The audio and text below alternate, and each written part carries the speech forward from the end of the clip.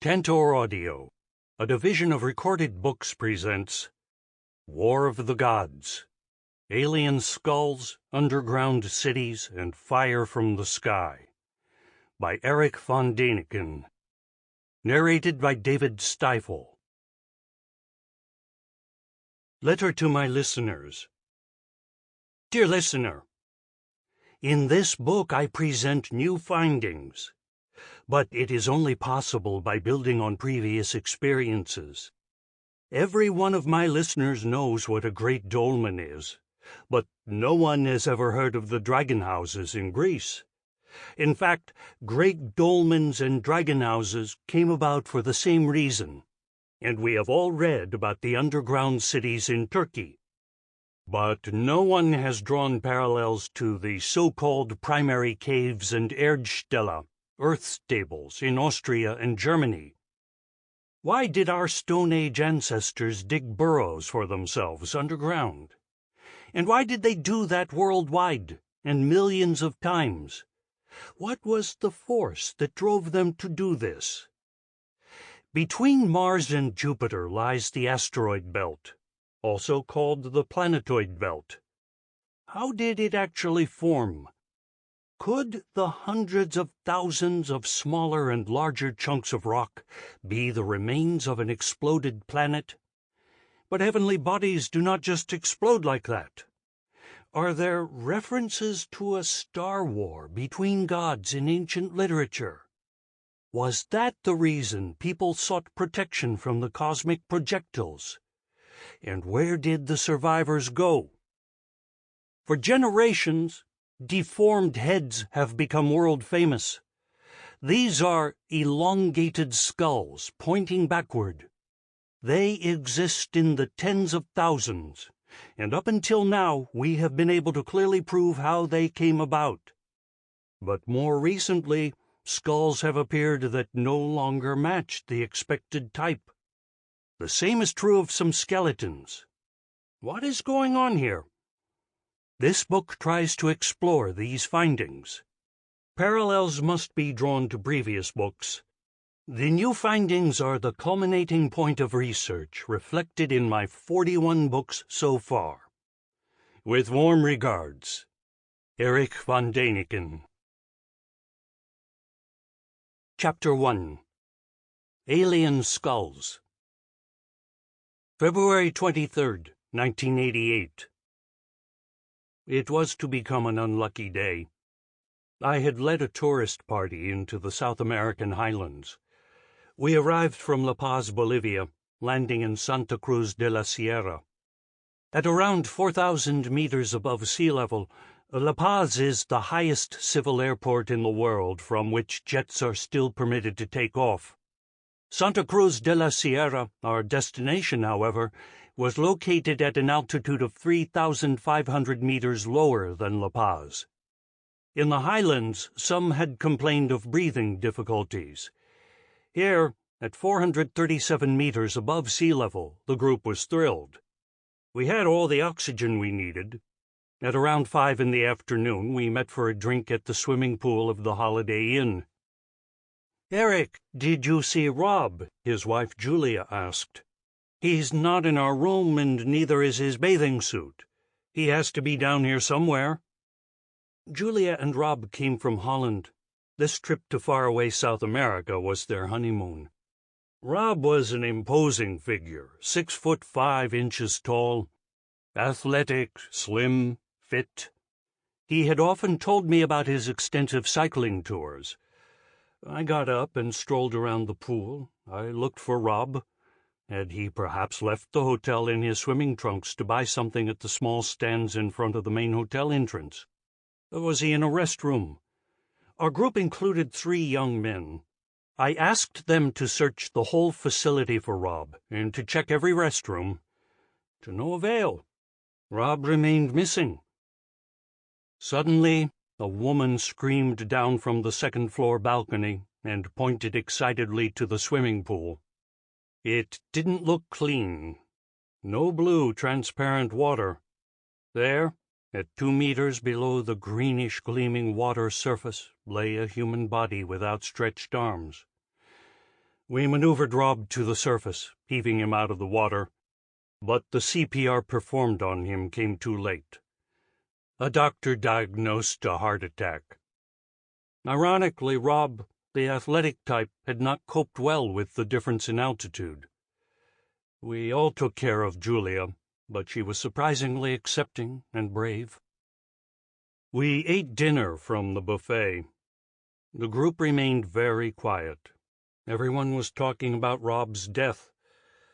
Julia wished that her husband's body would be transferred to the Netherlands. I promised to arrange this, although at the moment I had no idea how to make that happen, and specifically didn't know what that would cost. Then, keeping a friendly distance, the hotel director stood before me. I knew him from an earlier trip. He was a well-educated man who had also studied for 4 years in the United States. Mr. Antonio, as everyone called him, asked me to come to the front desk. There was a black man in a dark suit, wearing white gloves. The suit did not fit the face. I thought he was from a funeral home and wanted to discuss details with me concerning the transport of Rob's body. But Antonio told me something else. The man with the white gloves was the servant of a very rich man from Colombia. The stranger would like to meet me in person. His servant would take me to meet him and later back to the hotel. But Antonio, I replied, my group is sitting in the restaurant. I cannot leave them alone. Antonio pleaded with me to get into the black man's car. I would not regret it, he insisted, and he assured me the rich man was also a major shareholder of the Holiday Inn. In addition, the hotel would comp all of tonight's drinks for our entire group. That was an excellent offer. What's the name of the stranger, and what does he do for a living? Antonio squirmed. He said he wasn't at liberty to answer these questions. I would learn everything at the house of the hombre rico, rich man. I went back to the group, told them about my plans, and said I would probably be back at the bar in about an hour. A dark Mercedes limousine was parked outside. The black man with the white gloves pointed to the back bench. Affixed to the back of the seat in front of me was a little rack to hold things. It held 3 bottles, each one containing a different type of exquisite whiskey, some mineral water, ice, and 2 glasses. I did not touch anything. Slowly the vehicle drove up a hill. At the bottom right, I saw the lights of Santa Cruz de la Sierra. Then the chauffeur turned onto a bumpy, unpaved road. We drove through a grove, and I began to wonder if the whole thing was really a kidnapping. I did not carry a weapon on me, and would have been helpless against my kidnappers. Then I abandoned my crazy thoughts. It was clear that my group of tourists in the hotel knew that I had gotten into the Mercedes on the director's recommendation. And anyway, I did not see Mr. Director as a crook. And moreover, if it were really an abduction, why was it carried out in such a complicated and luxurious way? Finally, we stopped in front of a gate. After we had passed through it, 2 native South Americans closed it behind us. As I got out, I realized all men were armed. In front of us was a 1-story building with lots of green plants on the outer walls. Inside, I encountered a spacious hall and several beautiful ladies clothed very sparingly, who smiled at me seductively. Did I end up in a bordello? Finally, the rich man walked up to me. He seemed like a nice guy, with dark frizzy hair, lively eyes, and a well-groomed mustache. Impeccable teeth as well. The lower lip was slightly wider than the upper lip, and his chin had a dimple in the middle. Somewhere I had read that a dimple means generosity. The stranger wore jeans and a silk beige shirt, and his left wrist was adorned with a diamond-studded Omega watch. The stranger welcomed me with Senor Erich and a strong handshake. He said his friend Antonio from the Holiday Inn had told him that I was the guide of the tourist group, so he wanted to take the opportunity to meet me personally. Without exaggeration, he apologized for the unusual kidnapping and assured me that one word from me would be enough to get me back to the hotel immediately. Could he be of any help to me? I informed him of the unexpected death of a travel companion, and said I did not know who was responsible for transporting a corpse from Bolivia to Amsterdam. "Do you carry an American Express credit card?" he asked. "I always carry one in a small inside pocket of my jacket." I gave him the number. "Don't worry about the body," the host said. "For the flight to Europe, the blood must be extracted and replaced with formaldehyde. That happens here at the hospital. The transport is organized by American Express." That's exactly what happened. 3 days later, Rob's body landed in Amsterdam. He had read some of my books, the lively stranger assured me, and he wanted to show me something unique. First, I was served cold champagne, and sandwiches were passed around. The stranger said I should call him Pablo, and he could support my research, especially in Bolivia and Colombia, where he owned quite a lot of land. I inquired about his job, and he said he was a car dealer and also a rancher. We talked about the visit of aliens on good old planet Earth, and Pablo complimented me and assured me that I was one of the few contemporaries who understood the big picture. After half an hour, I told him that my group would be waiting at the Holiday Inn. Pablo asked for a few minutes' patience. Then 2 native South Americans came to our table. They carried something that looked like a very long shoebox with hinges and set it on our table. Pablo flipped down 3 sides of the container, pointing inside. "What do you think, Signor Erich?" "A deformed skull," I said, baffled. "You can find them in various museums, including the Anthropological Museum of La Paz." "I know," Pablo nodded. "But this is the head of an alien." "I beg your pardon?" "Why do you think that?" Meanwhile, servants had set up a portable screen and put a Kodak slide projector on the side table. I was shown pictures of the same skull with a tape measure on the side. From the jaw to the crown of the head, it measured 48 centimeters. Not bad. This was followed by 2 crisp shots of infant skulls, about 2 to 4 months old. Pablo pointed to the enlargements of the heads. "Do you notice anything?" Slowly, I realized the enormity of his find.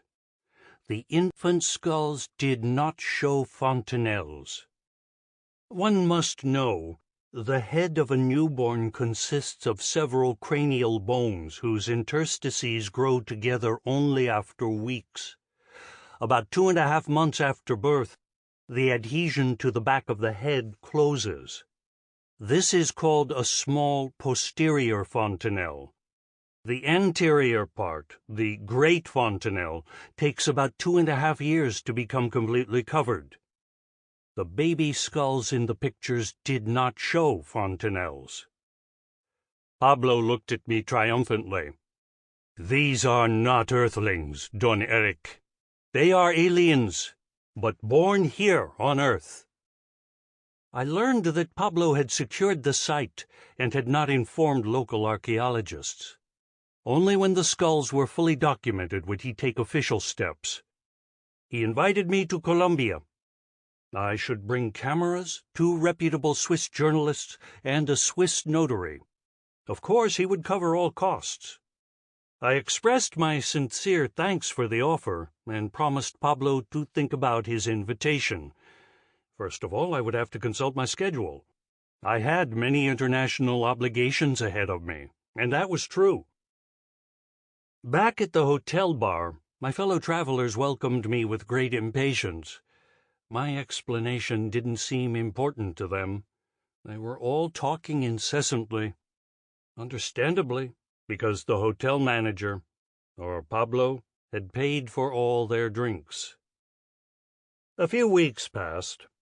The Anthropological Institute of the University of Zurich presented an exhibition of deformed skulls.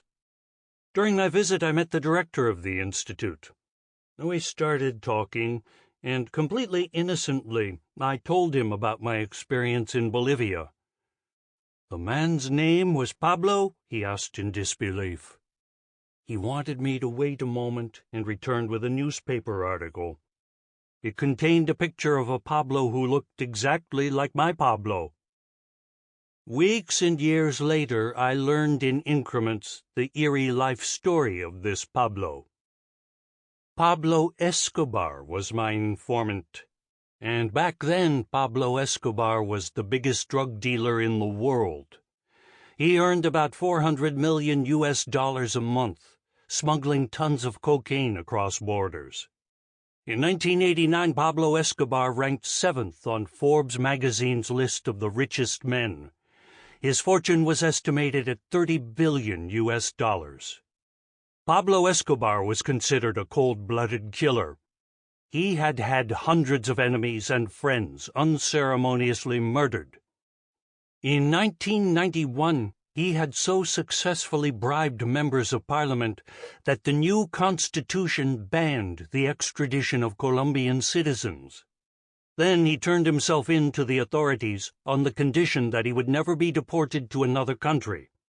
He was afraid of prison in the United States. He offered to settle the Colombian government's foreign debt.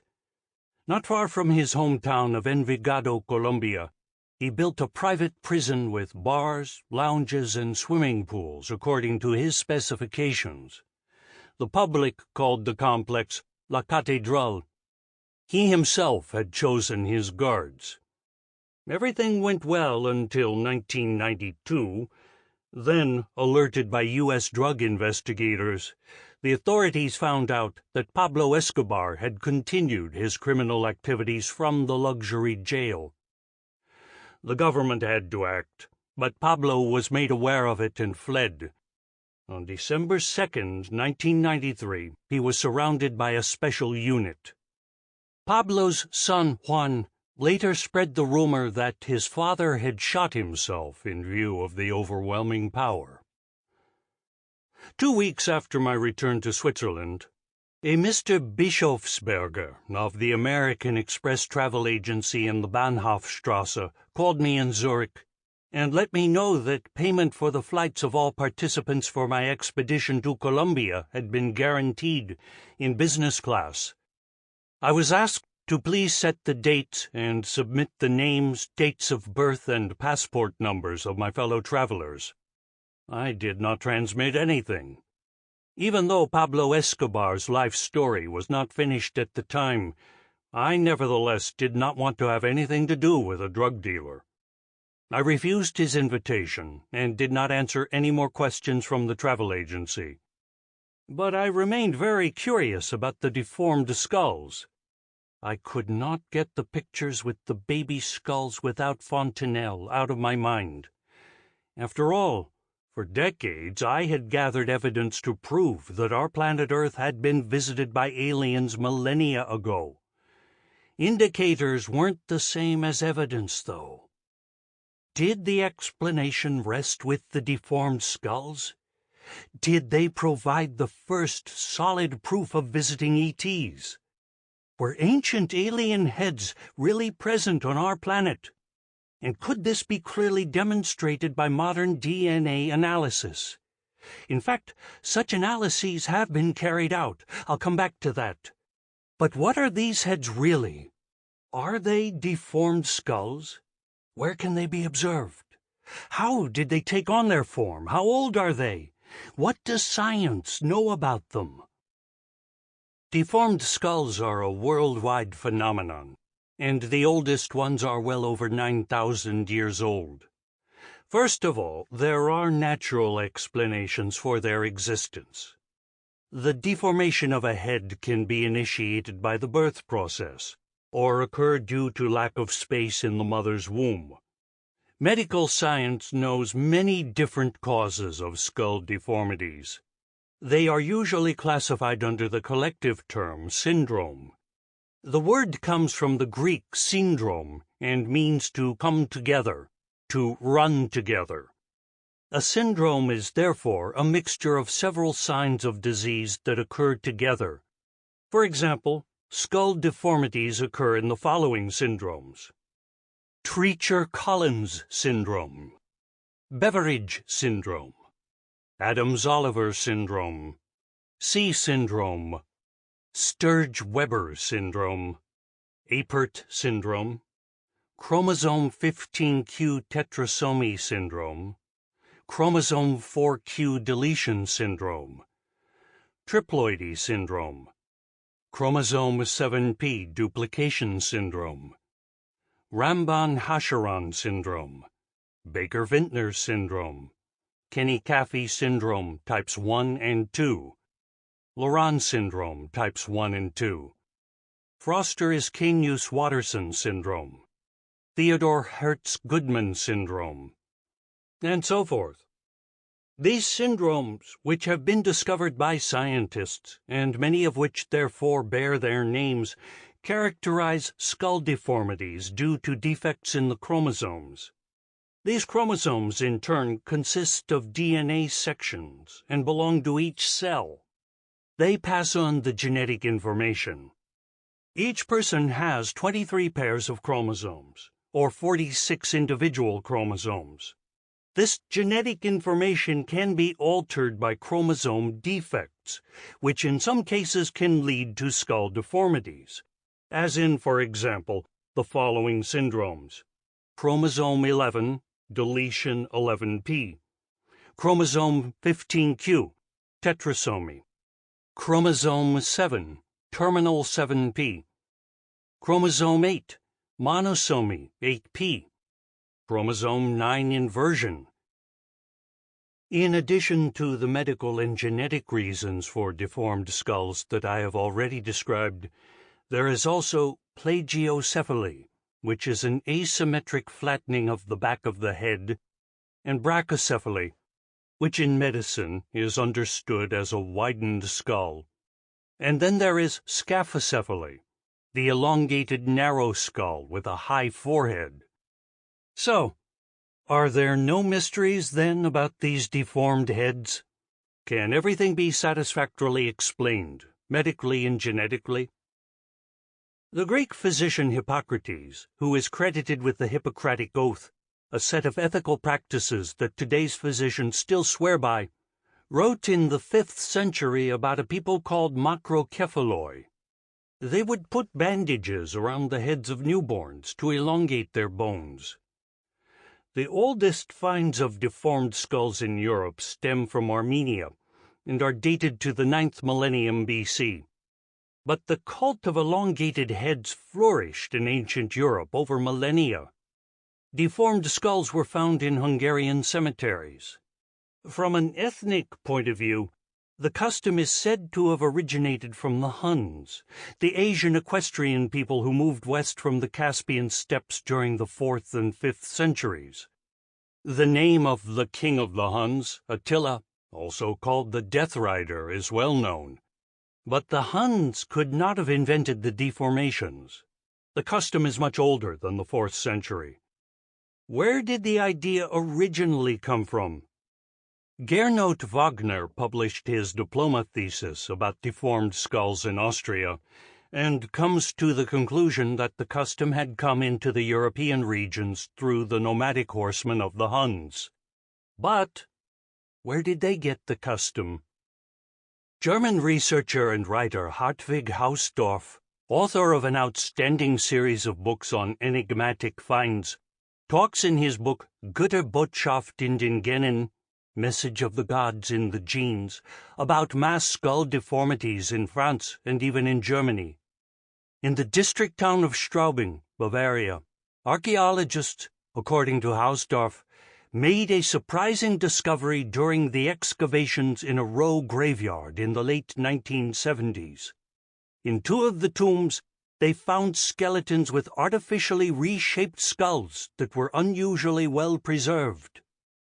According to Hausdorff, There are now 12 artificially deformed skulls that were found in Bavaria alone.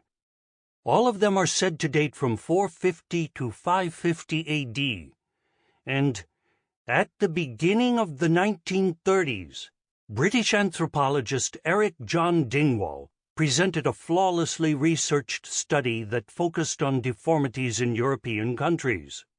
Since then, more than 80 skulls are said to have been found in Germany, 15 in Switzerland, and thousands in France.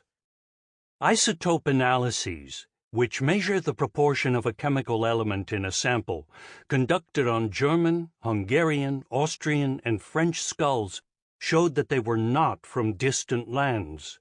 They were local. The same question remained. Why did parents for decades torment their children by deforming their skull bones with bandages and boards, often to adulthood?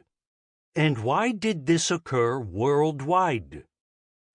The Museum of Natural History in Vienna exhibits the tower skull of Mannersdorf.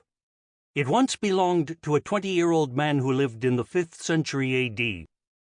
Of the 18 deformed skulls found in Austria, 14 lay along a line that ran east through Vienna.